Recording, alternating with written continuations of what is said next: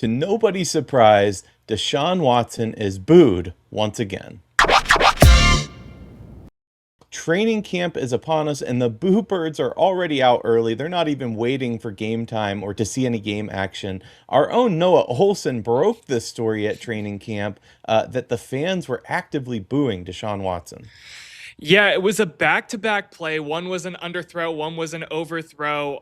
There was a group of fans that were heckling him the entire time during training camp, but it really came to a head after those two overthrows and underthrows. Then everybody kind of got into a booing formation there at training camp. It got blown out of proportion in terms of these boos for sure. It's not like training camp is thousands upon thousands of fans booing Deshaun Watson like it was, or cheering rather, like it was in that Bengals game when he tore his Achilles. But it is interesting that we are in the first full week of open practices for fans, and we are already hearing the boos echo in for one Deshaun Watson.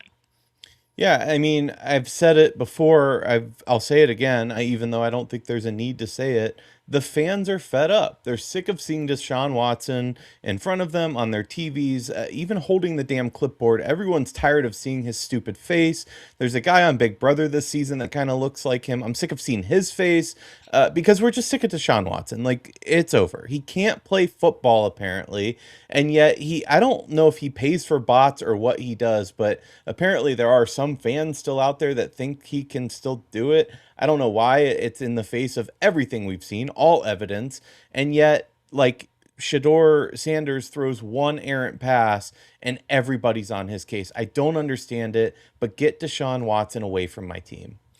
Yeah, the reactions from the news coming out, whether it be via my own tweet or some of the other tweets that were out there, is absolutely wild. So I'll go to some of the weird ones first. The horrible fan base from at Backer Browns and the trash ass fans from Joey Grubb, or Joe Grubb rather.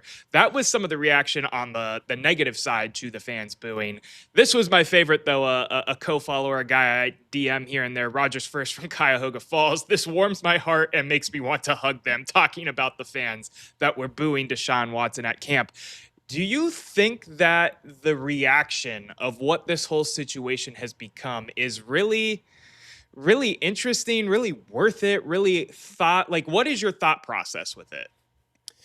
My thought process is that, first of all, like I'm not a Deshaun Watson fan by any means, but I was clear when they booed him during the injury that that was tasteless and not Agreed. something that I approve of at all. Like that is just not cool. Here, though, like I said, it's sending a very clear message. I think that Deshaun Watson has brought this upon himself. He has done nothing but waste team money. He has done nothing but worse, waste fans' time. And we have to go out and watch this crap that they continue to put on the field that includes him. Like he deserves it at this point. And if he can't take it, then he can go count his $250 million. I'm just sick of it. Like, is it an overreaction that it's picking up this much steam nationally? Yeah, probably, because it's not that important at the end of the day. But he has earned himself every bit of it. He has earned himself every bit of it. At the end of the day, I think this is the disconnect that has come to fruition with the Cleveland Browns fans. Whether you agree with it, disagree with it, wherever you're at with it, it comes down to the fact that we were sold that Deshaun Watson was going to come here and be the franchise quarterback for this team. And we have only seen a sliver of a glimpse of it one time in a second half of a division rival game against the Ravens. And that was back when we got him in here. That was after we had to sit and wait for him to get on the field because he had to sit out because of all the cases he had. And then that was even after a couple of rehabs and whatnot. So as much as I like to entertain the thought process that there might be something in there, and I like to entertain it because it's good conversation, right? Not as much as that I agree with it. As much as I would entertain it because it's good conversation, I just think it's asinine at this point to think that there's anything left in there. And then I go and see it with my own eyes in person. And granted, I'm not saying Shedeur Sanders had a good day. The whole offense stunk at training camp. That was the storyline of the day. The defense was all over the offense and the offense stunk. That's what I saw. But when you start talking about Deshaun Watson versus Shedeur Sanders, it's already not a conversation to me because you just don't see anything when it comes to Deshaun Watson that gets you excited. And if you do, 2 plays later, he's throwing the most asinine pass possible. Yeah, there's nothing there. And I'll say this, that fans should also boo anytime they see the Haslams. Boo them out of existence too, because they have put us through this. We're nearly to the end, but our franchise, I mean, how far back have we been set? How far could we have potentially gotten had we not made these horrible mistakes? And I'm not talking Baker Mayfield, I'm talking in general. Like, it all flowed downhill from that Right. decision. We wouldn't be in a rebuild potentially. But listen, at the end of the day, I think that this is a non story. He's going to continue to get booed. And I would say that ownership and coaching take notice. This is all you're going to get if he actually goes onto the field. He will be booed every single time. So please just don't bring that upon yourselves.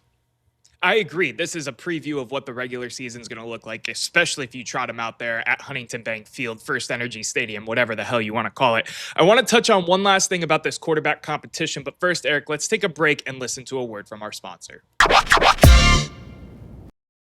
At the Office is brought to you by Rambler Reserve. And we're wearing the hats right now. We are wearing the hats right now, and honestly, this might be one of the best looking things I've put on my head in years. Rambler Reserve is a Cleveland apparel brand based on history for people who love this city and just can't shut up about it. So, us? Us, exactly. Whether it be hats, tees, hoodies, you're going to the game, or you're going to the Muni lot. It's perfect apparel for any Cleveland fan out there. If your friends say you ramble too much about sports, just own it. Head on over to ramblerreserve.com and use code ATO10 to get 10% off your order. That's ATO10, ATO like at the office 10, ramblerreserve.com.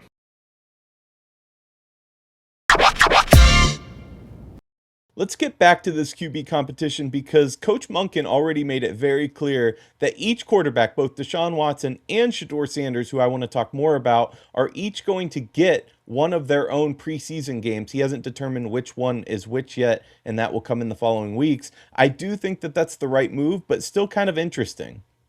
It is interesting indeed, and an interesting quote came out today. Sando NFL does this, survey every year with executives, coaches, former, past, present, whatever, about all of the different quarterbacks, a bunch of different things really when it comes to the NFL. And Shedeur Sanders, out of that survey, ranked 35 out of 35. And there was two quotes there, Erik. Why don't you read the first one for him first, and then we'll react to it, and then I'll read the second. Yeah, so one anonymous defensive coordinator said, I would sleep like a baby if I got to play him every week, him meaning Shedeur Sanders. So, what was your reaction to that comment? Because I thought that was a very interesting, very headline esque comment, but I'm also not completely surprised right now. Are you not? I mean, I don't know. I think this is showing some real Shedeur Sanders bias once again. The same way that he slid down the draft board. So you're saying you saw absolutely nothing, like you're not worried at all. This sounds like complete bullshit, and frankly, I don't like it. Like, I don't think you're respecting Shedeur Sanders at all. Mind you, in his second year, in both of his stops in college, he turned programs around. Now, I'm not saying that he's leading the Browns to the promised land or anything like that, but sleeping on his name, do it. I hope you do sleep like a baby, and then I hope we go and wax your ass. This is just an odd thing to say for a professional level football player. Well, here's the other thing, and I'll just use the second quote as my thought process with a little bit of this and giving a little bit of pushback as much as I do want to see Shedeur Sanders start and succeed for the Cleveland Browns. One exec said this: he's inaccurate at all three levels. I can't tell if he's going to get better, but there's a huge gap between him and competent QB play. And when you look at some of the statistics that are out there, and I know it's advanced metrics and whatnot, that is a little bit of a concern. I mean, we've talked about it, whether it was us watching film last season, whether it was us sitting down and talking about what we've seen at camp thus far. I mean, I saw it with my own eyes, right, Erik? Like, I saw that it wasn't completely there. Now, it's about if he can develop and take those steps, which I do think can happen because I did like his college game and I did like how it could translate to the NFL. I've put that on our page many a times before, but I do understand why he's ranked low. Like, at the end of the day, he was not a fantastic starting quarterback for us. He showed some No, flashes here and there. I don't disagree with you. He was not very good, and he was towards the bottom of the barrel. But why is he dead last? JJ McCarthy had the worst completion rate, dead last in the NFL last year, and passer rating as well. Brady Cook finished last among qualifying quarterbacks in overall statistical composite value across every metric category. So why are you putting Shedeur Sanders dead last? Like, again, there's a little bit of bias here. I'm not saying he was good because Shador's up there too. He only had a 68.1 passer rating, and he had 10 picks. Don't get me wrong, but that's not good. I'm not claiming that Shador Sanders should be ranked like 10th or anything, but to put him dead last when there were clearly worse performers, and he had zero prep. He was going in mid game, somebody else's game plan, mind you, for his first game. Like, it just doesn't track for me. You use JJ McCarthy as an example. JJ McCarthy was 34th. He was one step in front of Shedeur. Then it was Jacoby Brissett, Michael Penix Jr., then Deshaun Watson. That was interesting. Someone, I believe, gave him a vote for the tier 2 level or tier 3. No, it was tier 2, I'm pretty sure. The tier 2 level of this whole poll, which is kind of crazy to me because that's putting him in names like Jalen Hurts, Trevor Lawrence, Sam Darnold, Baker Mayfield, Jaden Daniels. Based on So what? right, exactly. Are we going off of what 2020 was? It just makes no sense to me, the thought process that is there when it comes to Deshaun Watson with some of these guys that are getting paid buco bucks to run these organizations. Yeah, unless the tiers go A, B, C, D, E, F, 1, 2, and he's in the second tier, that makes zero sense.